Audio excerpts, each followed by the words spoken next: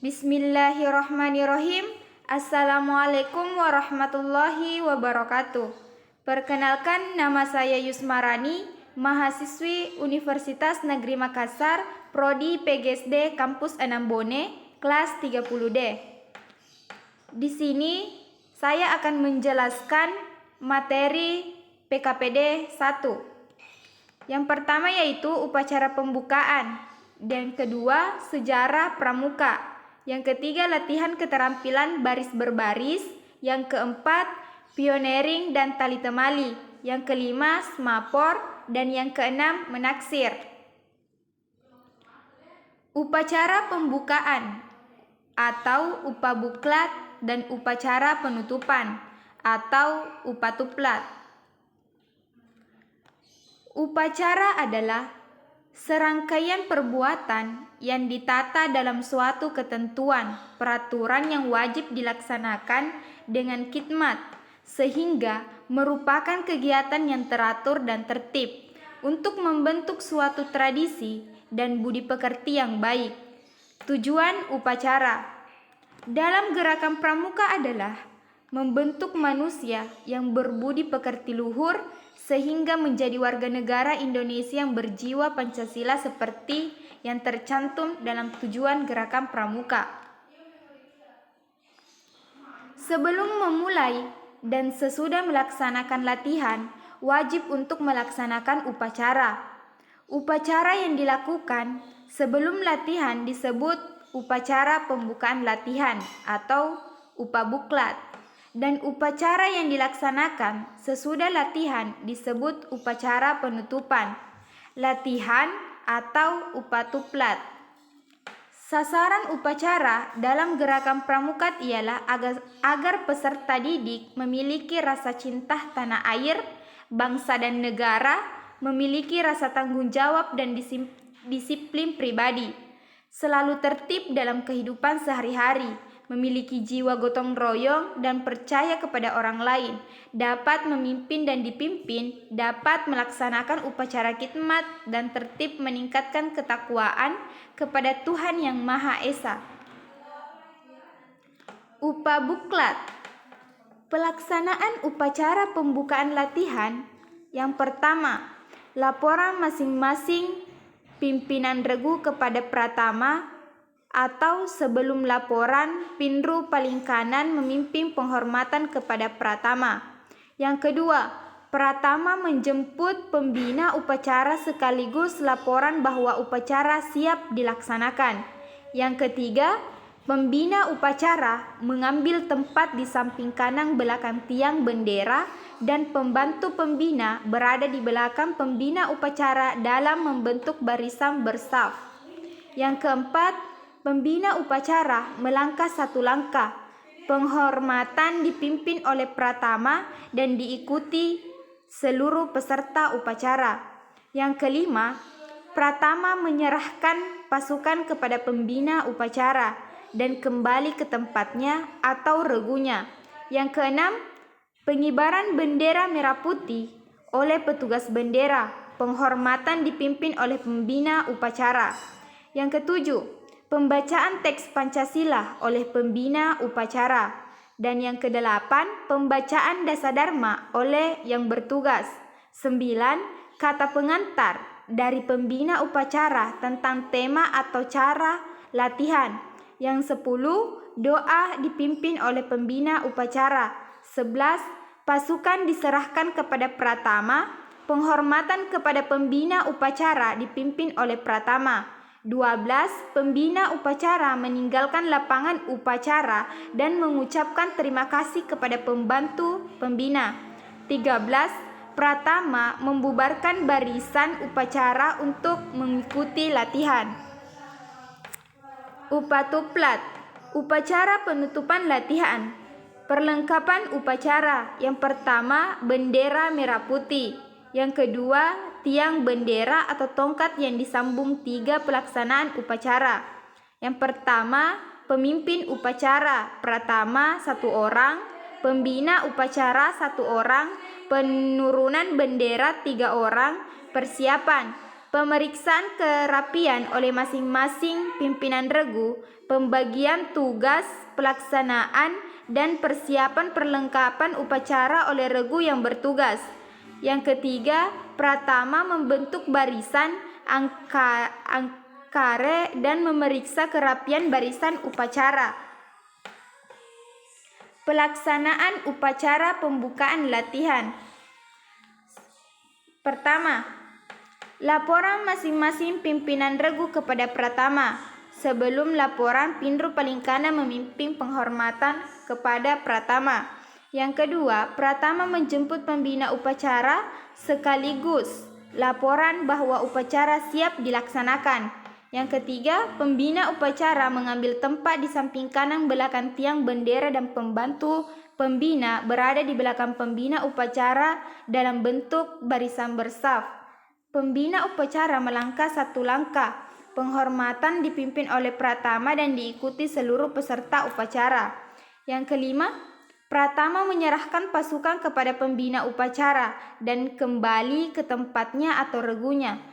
Yang keenam, penurunan bendera merah putih oleh petugas bendera. Penghormatan dipimpin oleh pembina upacara atau saat penurunan bendera kembali ke tempatnya tidak boleh balik kanan. Yang ketujuh, kata arahan dari pembina upacara tentang pelaksanaan latihan atau cara latihan berikutnya. Yang kedelapan, doa dipimpin oleh pembina upacara. 9. Pasukan diserahkan kepada pratama. Penghormatan kepada pembina upacara dipimpin oleh pratama. Yang 10. Pembina upacara meninggalkan lapangan upacara dan mengucapkan terima kasih kepada pembantu pembina. 11. Pratama membubarkan barisan upacara. Sejarah pramuka di dunia. Sejarah pramuka di dunia pertama kali dimulai saat Baden Powell menulis pengalamannya dalam buku Shooting for Boys pada tahun 1908. Buku tersebut dibuat untuk panduan acara perkemahan yang dirintisnya pada tahun itu.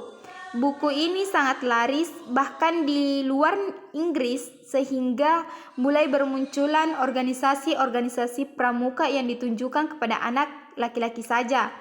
Pada tahun 1912, Baden Powell bersama adik perempuannya Agnes mendirikan organisasi pramuka untuk wanita bernama Grace Guedes. Pada tahun 1916 mulai berdiri organisasi pramuka untuk usia siaga yang dinamai CUB atau Anak Serigala. Dan pada tahun 1918 kemudian berdiri organisasi Rover Scout yang ditunjukkan untuk kelompok remaja berusia 17 tahun. Baden Powell kembali mempublikasikan bukunya Referring to Scouts pada tahun 1922 yang berbicara tentang seorang pemuda yang mendayung perahu sampainya menuju pantai kebahagiaan. Tepatnya pada tanggal 30 Juli sampai 8 Agustus 1920 di Omni Hall, London, kegiatan Jambore Dunia pertama kali diadakan dan diikuti sebanyak 800 peserta dari 34 negara. Dalam kegiatan tersebut, pada akhirnya Baden Powell dinobatkan sebagai Bapak Pandu Sedunia. Sejarah pramuka di Indonesia. Sejarah pramuka di Indonesia dikenal dengan 3 masa pramuka, yaitu gerakan pramuka pada masa penjajahan Belanda, gerakan pramuka pada masa penjajahan Jepang, dan gerakan Indonesia setelah Indonesia merdeka. Pertama, gerakan pramuka pada masa penjajahan Belanda di Indonesia bernama Redland Inderpadischer Vereniging atau NIPV, atau dalam bahasa Indonesia dikenal dengan Persatuan Pandu-Pandu Hindia Belanda. Setelah Sumpah Pemuda, kegiatan pramuka semakin digemari sehingga terbentuknya Pandu Pemuda Sumatera pada tahun 1930 dan pada tahun 1931 berdirinya Persatuan Antara Pandu Indonesia. Kemudian tahun 1936 berubah nama menjadi Badan Pusat Persaudaraan Kepanduan Indonesia atau BPKI. BPPKI melakukan kegiatan Perkino atau Perkemahan Kepanduan Indonesia OEMOE Perkemahan inilah yang menjadi cikal bakal pelaksanaan kegiatan Jambore hingga sekarang. Pada saat penjajahan Jepang, gerakan pramuka masih berjalan dan masih bisa bertahan. Namun di saat Jepang menyerang kepada Belanda, banyak tokoh kepanduan Indonesia yang ditarik masuk ke Indo, Peta dan Seinedan. Jepang melarang berdirinya partai dan juga menganggap gerakan pramuka berbahaya karena dapat meningkatkan persatuan dan kesatuan rakyat. Hal itu tidak menyurutkan tekad kepanduan Indonesia untuk menjalankan Perkino II dalam memperjuangkan kemerdekaan bangsa Indonesia dalam mengusir tentara Jepang. Setelah kemerdekaan Indonesia, tanggal 28 Desember 1945 didirikan organisasi Pandu Rakyat Indonesia di Solo yang menjadi wadah kepanduan di seluruh Indonesia. Pada tahun 1961 terdapat 100 organisasi kepanduan di Indonesia di berbagai 3 variedasi, yaitu Persatuan Kepanduan Putri Indonesia, Ikatan Pandu Indonesia, dan Persatuan Putra Putri Indonesia. Pada tanggal 14 Agustus 1961, gerakan pramuka diperkenalkan secara resmi kepada seluruh masyarakat. Hingga pada hari itu diperingati sebagai Hari Pramuka setiap tanggal 14 Agustus.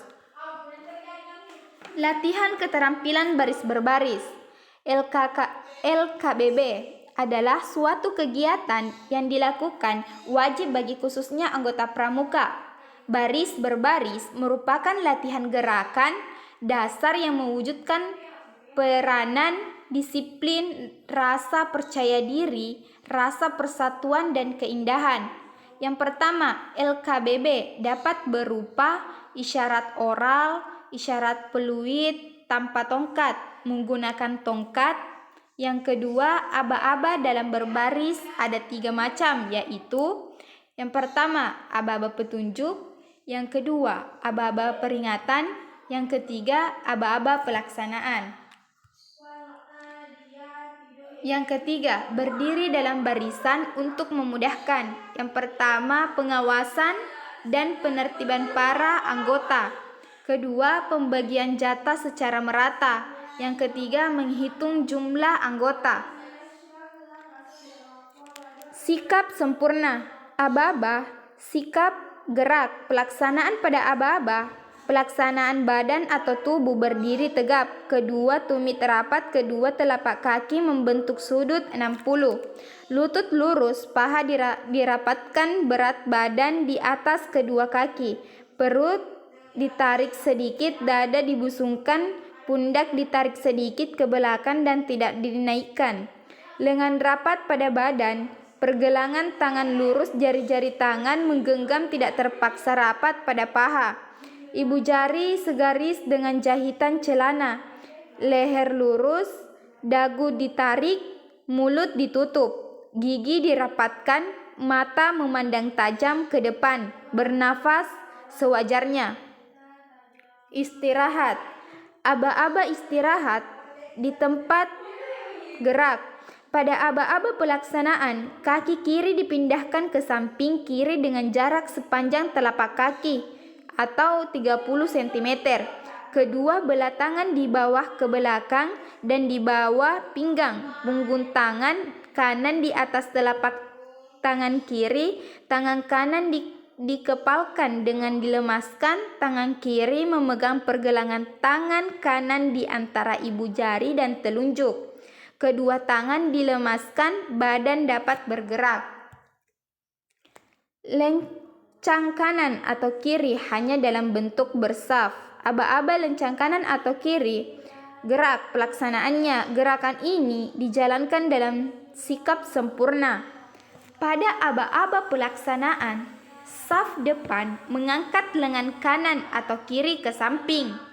Jari-jari kanan atau kiri menyentuh bahu kanan atau kiri yang berada di sebelah kanan atau kirinya.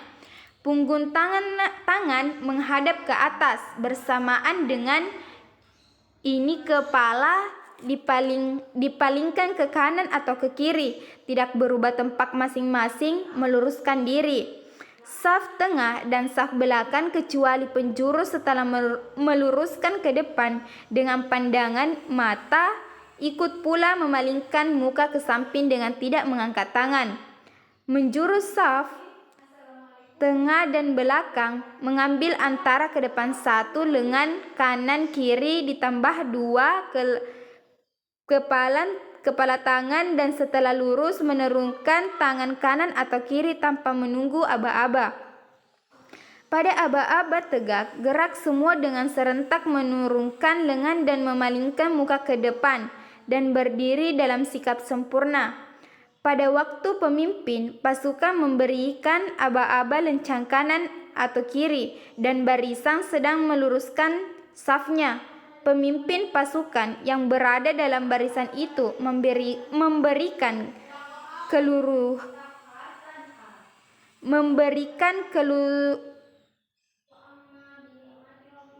dari belahan kanan kiri pasukan dengan menitik beratkan pada keseluruhan tumit atau bukan ujung depan sepatu. Setengah lencang kanan atau kiri, aba-aba setengah lencang kanan, kiri pelaksanaannya seperti pada waktu lencang kanan atau kiri, tetapi tangan kanan atau kiri dipegang atau bertolak pinggang depan dengan siku yang menyentuh lengan orang yang berdiri sebelahnya. Pergelangannya tangan lurus, ibu jari sebelah belakang pinggang, 4 jari lainnya dapat pada pinggang sebelah depan, khususnya saf depan. Pada aba-aba tegak dengan serentak menurunkan dengan sambil memalingkan muka ke depan dan berdiri dalam sikap sempurna. Lencang depan hanya dalam bentuk berbanjar. Aba-aba pelaksanaannya penurunan tetap sikap sempurna nomor 2 dan seterusnya meluruskan ke depan dengan mengangkat tangan dengan jarak 1 lengan ditambah 2 kepala tangan. Saf depan banjar tengah dan kiri mengambil antara 1 lengan ke samping kanan setelah lurus menurunkan tangan dan memalingkan kepada kembali ke depan dengan serentak tanpa menunggu aba-aba. Belajar setengah atau kiri tanpa mengangkat tangan. Cara menghitung aba-aba pelaksanaannya. Jika bersaf, pada aba-aba peringatan penjuru tetap melihat ke depan, saf terdepan memalingkan mukanya ke kanan.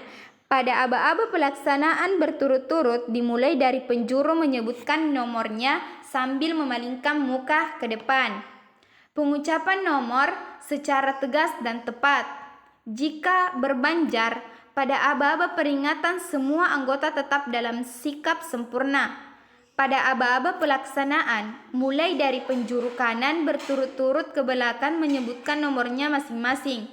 Jika pasukan berbanjar bersaf 3, maka yang berada pada paling kiri mengucapkan lengkap dan kurang 1 atau kurang 2. Pioneering dan tali temali.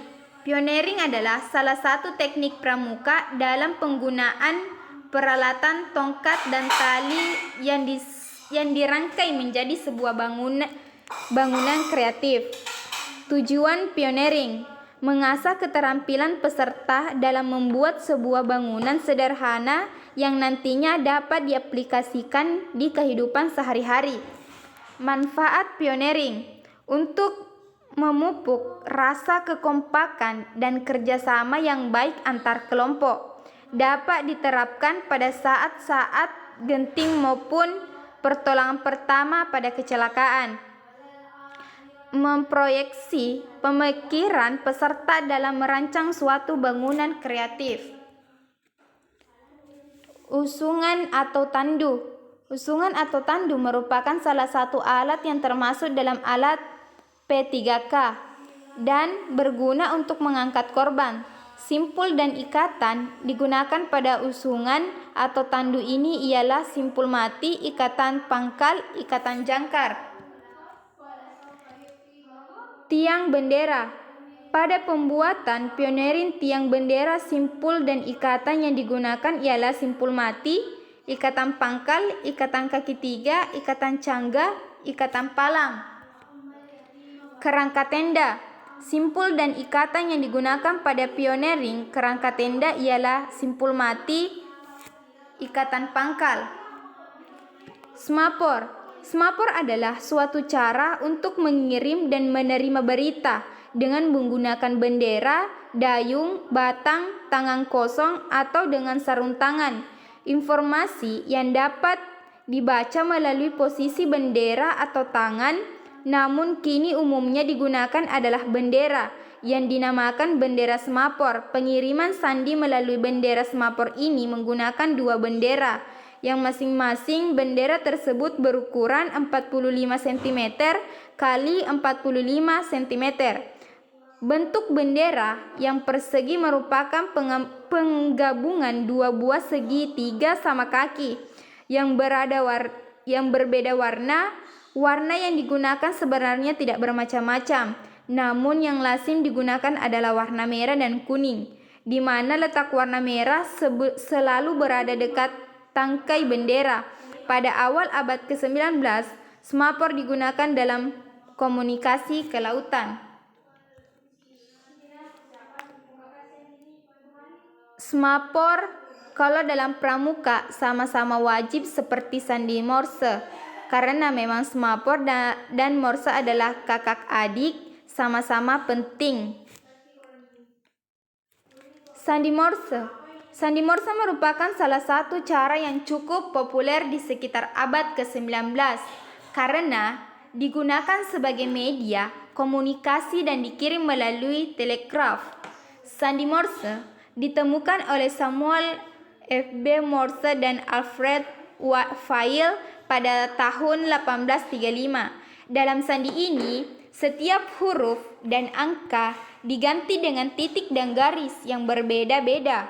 Pada zaman dulu, kode Morse disampaikan menggunakan alat khusus dan dikirim dengan teknologi radio. Sandi Morse merupakan suatu sandi yang menerapkan sebuah sistem representasi huruf dan angka serta tanda baca sinyal dengan menggunakan simbol titik dan garis yang disusun sebagai karakter tertentu. Menaksir, mengukur suatu benda dan yang lainnya tidak dengan sebuah perkiraan atau khayalan semata, akan tetapi ada salah satu cara yang bisa digunakan sebagai acuan untuk menghitung suatu benda, yaitu dengan bagian anggota tubuh kita sendiri sehingga akan tertib sebuah ukuran yang akan digunakan untuk menaksir beberapa buah benda. Cara menaksir dalam kepramukaan. Menaksir diri sendiri sebagai berikut. Persendian yang paling ujung dari tengah atau jempol adalah 1 inci. Jarak antara jempol dan telunjuk adalah 8 inci. Jarak antara jari jempol dan keliling adalah 9 inci. Dari pergelangan tangan ke siku dan juga panjang kaki 10 inci. Dari siku-siku ke ujung, dari telunjuk panjangnya 17 inci. Dari tengah-tengah tempurung lutut ke tanah jaraknya 15 inci. Kedua tangan diluruskan ke samping dari samping ke ujung jari lainnya disebut dengan fadet sama dengan tinggi badan kita. Denyut darah pada pergelangan tangan atau pulse kira-kira ada 75 kali per menit. Terima kasih, itulah yang sempat saya jelaskan. Semoga bermanfaat bagi kita semua. Assalamualaikum warahmatullahi wabarakatuh.